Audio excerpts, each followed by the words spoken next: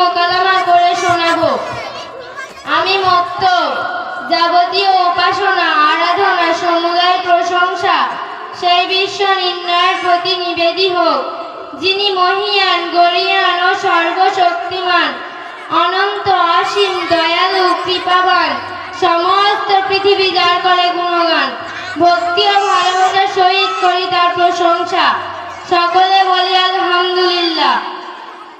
তারপর শতকোটি দরুদ ও সালাম বর্ষিত হোক সেই মহামানবের প্রতি, যিনি মানব জাতিকে অন্ধকার থেকে জ্ঞানের আলো দেখিয়ে বিশ্ববাসীকে আদেশ দেন। সেই নবী শানে বলি দরুদ ও সালাম। আজকে আমার বক্তব্যের মূল বিষয় হলো আমি মুক্ত। সম্মানিত শ্রোতা মণ্ডলী, আসসালামু আলাইকুম ওয়া রাহমাতুল্লাহি ওয়া বারাকাতুহু। আপনারা আমাকে দেখে চিন্তিত এবং অবাক হবেন, তার কারণ আমার আসল পরিচয় এখনো পর্যন্ত আপনারা জানতে পারেননি। যদি আমার আসল পরিচয় আপনারা জানেন তাহলে আশ্চর্য হয়ে যাবেন, হয়তো কারোর কান্নাও আসতে পারে। আমি হলাম ওই বদনসিব যাকে আপনারা মক্তব নামে জানেন, এবং ওই মক্তব যেটি নবী করিম সাল্লাল্লাহু আলাইহি ওয়াসাল্লাম নিজে মদিনা মনোয়ারা মসজিদে নববীতে শুরু করেছিলেন। সেই মক্তবের ছাত্র হাদিসের হাফেজ আবু হুরায়রা রাদিয়াল্লাহু আনহু, কেরাতের ইমাম উবাই ইবনে কাব রাদিয়াল্লাহু আনহু এবং আলী রাদিয়াল্লাহু তাআলা আনহু।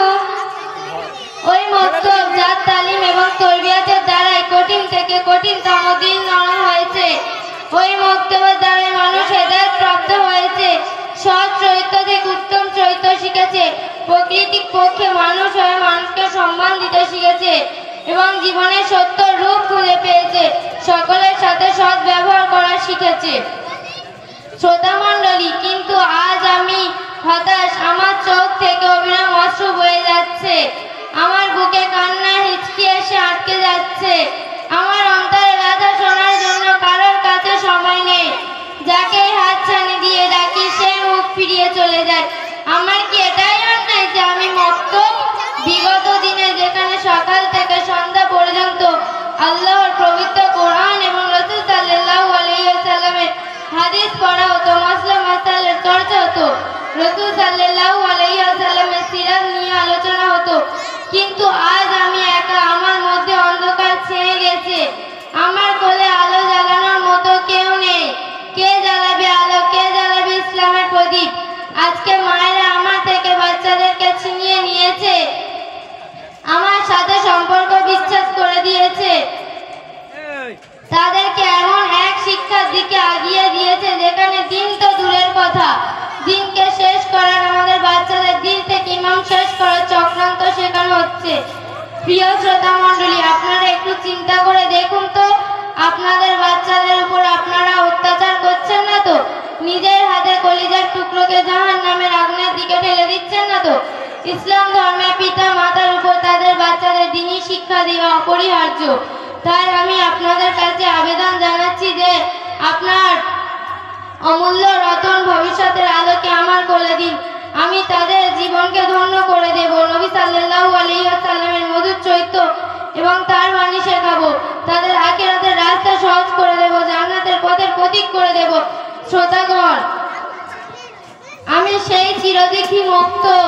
আমার দুঃখ অন্তরটাকে একটু ঠান্ডা করে দিন, আপনার কলিজার টুকরোকে আমার কোলে দিন মা, তাদেরকে আমি সত্যর দিশারি দেব এবং কিয়ামতের দিন আপনাকে নূরের মুকুট জান্নাতের রাস্তা দেখাবো আমি। আসসালামু আলাইকুম ওয়া রাহমাতুল্লাহি ওয়া বারাকাতুহু। ওয়া আলাইকুম আসসালাম রাহমাতুল্লাহি ওয়া বারাকাতুহু। এই যে বাচ্চার কথা, আমরা এতটুকু অবশ্যই বুঝতে পারছি যে এখন মক্তবকে বন্ধ করে দেওয়া হচ্ছে আর স্কুলকে বেশি বেশি করে খোলা হচ্ছে। স্কুলও দরকার, মক্তবও দরকার। ইলম শেখা ফরজ,